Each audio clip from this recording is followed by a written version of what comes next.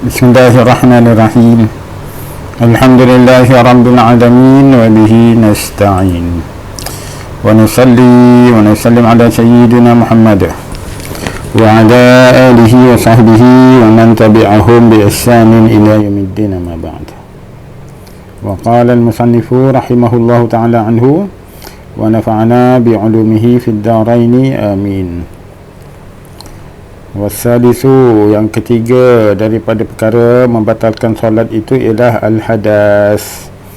Fa in ahdasa qabla taslimatil ula, itu jika dia berhadas sebelum beri salam yang pertama, batal. Amdan kana aw sahwan, sama ada sengaja berhadas ataupun lupa atau tak sengaja, batalat salatuhu, batal solatnya. Di butlani taharatihi, sebab batal dia punya taharah bil ijma', secara ijma' ulama kata macam itulah. Wa yu'khadhu minat ta'lil, ada pendapat lain mengatakan bagaimana pula wa yu'khadhu minat ta'lil, jika diambil daripada illah anna faqirat tahuraini idza sabaqahu al-hadas lam tabtul salatuhu. Dalam kes orang yang faqidut tahuraini, iaitulah orang yang tak ada air dan tak ada tanah untuk bersuci. Contoh orang kena penjara kan, kena kurung, tak ada air, tak ada tanah. Jadi macam mana pula tu? Kalau dia solat, idza sabaqahu al-hadas, jika dia berhadas, tak ada air, tak ada tanah bersuci, maka dia solat, lam tabtul salatuhu, tidak batal solatnya. Wajara ala dhalika al-Isnawi, itulah yang peganglah, yang disokonglah, boleh kata macam tu, oleh Imam al-Isnawi. Wa zahirul kalamil ashab annahu la farqa. Okey, jawapannya zahir kalam ulama-ulama mu'tabar dalam mazhab Syafi'i, iaitulah al-ashab, annahu la farq, tak ada beza antara orang faqidut tahuraini ke orang biasa ke, berhadas sahaja batal solatnya. Wa huwa al-mu'tamad, itu adalah qaul yang mu'tamad. Sebab mu'tamad ni artinya kata putus dalam mazhab lah. Sebab orang yang faqidut tahuraini itu solatnya dikiralah kalau dia tak mempunyai peluang qada. Tapi kalau selepas dia kena penjaga tu, dia bebas balik, dia dapati air, maka dia kena qada balik solatnya. Berarti solat yang dulu tu sebagai menghormat waktu sahaja. Tapi kalau dia mati, maka solatnya yang tak ada wuduk dan tak ada tayamum tadi tu, yang dalam penjara tu, dikira sah lah solatnya itu. Wa ta'lil, ta'lil ataupun illah orang yang tak ada air dan tanah, iaitu faqidut tahuraini tadi tu, solatnya tu sah. Itu ta'lil yang kharaja makhrajal ghalibi, yang kharaj makhrajil ghalib, yang luar biasa lah, keadaan yang di luar daripada kebiasaan. Iaitulah pertama, orang tu kena penjara, tak ada air dan tak ada tanah tu, itu jarang berlaku. Keduanya, biasanya lepas kena penjara dia bebas. Tapi kalau sampai dia mati, dia kena penjara, lagipun kalau tak ada air dan tak ada tanah tu, dia tak lama lah duduk dalam penjara tu, dia akan meninggal lah, kan, tak ada air, tak ada tanah. Biasa sekurang-kurangnya tanah tu adalah biasanya, kalau setidak-tidaknya dekat dinding kan. Sebab itulah dia di luar daripada kebiasaan. Jadi keadaan yang sedemikian rupa itu, fala mafhuma lahu, mafhumnya tidak boleh dijadikan hujah untuk mengatakan hadas itu membatalkan solat. Kaqaulihi ta'ala, a'udzu billahi minasyaitonir rajim, wa rabaibukum allati fi hujurikum. Contohnya seperti firman Allah Ta'ala yang mafhumnya, dan anak-anak tiri kamu yang berada dalam bilik kamu. Jadi anak-anak tiri jadi muhram lah kepada bapanya kan, kalau dia dah kahwin, dia dah dukhul dengan maknya. Kalau dikahwin dengan janda ada anak kecil, kalau ada dukhul dengan mak tu, maka anak tu jadi muhram. Fa inna rabibah, anak tiri yang perempuan, tuhramu mutlaqan, haram kepada bapanya, bapa tiri itu secara mutlak. Tidak kira sama ada anak tiri itu dia duduk dalam biliknya sekali dengan maknya, ataupun duduk bilik lain ke, ataupun bagi ke orang ke, semua tu anak tirinya tetap menjadi haram secara mutlak. Falafzul hujur fi hujurikum, hujur ni la mafhuma lahu, tidak boleh dijadikan mafhum untuk menjadi alasan hanya yang dalam sebilik dengan kita sahaja barulah anak tiri itu menjadi muhram. Dia mafhum begitu tak boleh dijadikan hujah. Sebab jarang sekali lah berlaku kalau perempuan tu ada anak kecil, anak tu ditinggalkan di tempat lain kan, kecuali anak tu dah besar. Biasa dibawa sekali dalam bilik kalau dia kahwin baru sekalipun. Jadi kalau yang dia diletak tempat lain itu jarang berlaku. Jadi itu tidak boleh dijadikan hujah mengatakan anak tiri mesti dalam bilik. Sebab dalam ayat ni kata dalam bilik baru dia jadi muhram. Tak boleh, ini tak boleh guna hujah.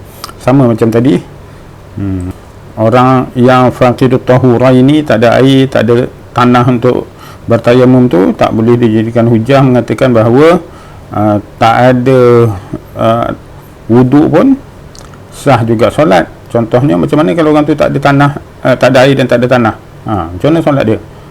Itu tak boleh jadikan hujah, sebab itu jarang sangat-sangat berlaku. Malah kalau ikut mazhab Syafi'i yang muktamad, solatnya kalau dia selepas itu mendapatkan air semula, maka dia kena solat semula juga. Itu menunjukkan bahawa solatnya tadi tu tidak sah, cuma dia sekadar menghormat waktu. Wajib juga dia solat hormat waktu, itu hukumnya wajib. Iaitulah setelah masuk waktu, maka wajib dia solat sekalipun tak ada air dan tak ada tanah untuk bersuci. Nanti dah ada air atau dah ada tanah, maka dia solat semula, atau dia qada semula solat semasa dia faqidut tahuraini. Tanbih, ini satu peringatan. Law shalla nasiyan lil hadathi asbata usiba ala qasdihi wala ala fi'lihi. Kalau dia bersolat terlupa dia tu berhadas, maka diberikan pahala pada niatnya, tidak pada perbuatan. Artinya niat tu sah tapi perbuatannya tak sah. Itu pada solat lah. Illal qira'atu wa nahwuha, kecuali kalau bacaan Quran atau seumpamanya, mimma la yatawaqqaf ala wudu'in, pada perbuatan yang tidak bergantung kepada mesti ada wuduk. Fa innahu yusabu ala fi'lihi aidan, maka perbuatan yang tak bergantung kepada wuduk itu berpahala pada perbuatannya juga, pada niat qasad dan pada perbuatannya juga, dua-duanya sah. Amal hadas baina taslimataini fala yadur. Adapun kalau dia berhadas di tengah-tengah antara dua salam, salam pertama assalamualaikum warahmatullahi ke kanan, terkentut selepas salam pertama, maka kemudian salam kedua, assalamualaikum, salam kedua, jadi tengah-tengah tu dah terkentut, fala yadur, tidak mudarat pada dia punya solat, sebab solatnya dah sah pada salam pertama tadi tu, dah lengkap dia punya rukun. Salam kedua tu hanya sunat saja, sebab tu bila terkentut selepas salam pertama sah lah, yang kedua tu sunat, tak ada masalah. Lianna urudul mufsidi ba'da tahalluli minal ibadah la yu'sar, kerana perkara mendatang yang merosakkan solat selepas tahallul, selepas halal. Salam pertama halal lah, tadi takbiratul ihram haram semua selain daripada perbuatan solat kan. Bila pula halalnya? Halal selepas salam pertama. Jadi selepas salam pertama tahallul lah. Selepas tahallul daripada ibadah dia tak memberi kesan. Baik. Wa yusannu liman ahdatha fi salatihi, dan disunatkan kepada orang yang berhadas dalam solatnya, ayyak khudha bi anfihi thumma yansarifu, dia pegang hidung dia kemudian barulah dia keluar, kan. Itu sunat, dia pegang hidung kemudian dia keluar. Mengapa kena pegang hidung? Liyuwahhima annahu ra'ifa sitran ala nafsihi, untuk mengelirukan orang bahawa dia seolahnya seperti berdarah hidung dia. Dia pegang hidung macam hidung dia berdarah, kan. Pegang tu nampak macam berdarah, sebagai untuk menutup keaiban dirinya. Kalau tak tutup, nanti kalau dia tengah sembahyang dia keluar gitu je, nanti orang akan berkata-kata apa pasal dia ni. Tapi kalau dia ni tutup hidung, nanti orang kata okey, dia batal wuduk ni, kan, sebab hidung dia berdarah. Jadi mengurangkan buruk sangka orang. Wa yanbaghi an yaf'ala kadzalika idza ahdatha wa huwa muntazirus salat wa huwa muntazirun lis-salah, dan seharusnya juga dia melakukan macam itu juga, tutup hidung tadi tu, macam orang berdarah hidung lah. Macam orang berdarah hidung apabila dia berhadas ketika dia tunggu solat. Contohnya dah azan dah, nak menunggu solat, makruh kita keluar masjid, tapi terkentut pula ketika tu, maka tutuplah hidung dia supaya orang tak berkata, kan. Orang sekarang mungkin tak kisah, tapi orang dulu kisah dia. Dah nak solat dah, tiba-tiba dia keluar masjid. Jadi orang dulu kisah. Orang sekarang sebab mungkin masjid dah besar sangat, orang dah tak kenal, tak siapa-siapa, kan. Jadi mungkin kalau di kampung orang masih kuat ikatan persaudaraan, dan masing-masing antar jemaah tu kena mengenal. Jadi kalau dah dekat nak qomat tu, tiba-tiba dia keluar, orang mesti memandang, kan. Jadi tutuplah hidung untuk mengelakkan sangka-sangka, khususan idza qarubat iqamatuha, terutamanya jika dah dekat dengan iqamah, atau uqimat, ataupun dah habis iqamah. Dah habis iqamah, orang patut dah susun saf, dia pergi keluar. Itu lebih utama lagi, dia tutup hidung. Kalau tidak nanti orang akan berkata-kata. Jadi bila dia tutup hidung, orang tak ada berkata-kata lagi, orang tahulah dia tu batal wuduk. Wallahu ta'ala alam. Akan datang ar-rabi', yang keempat pada membatalkan solat itu, hudusun najasah, kena najis. Wallahu ta'ala alam. Assalamualaikum warahmatullahi wabarakatuh.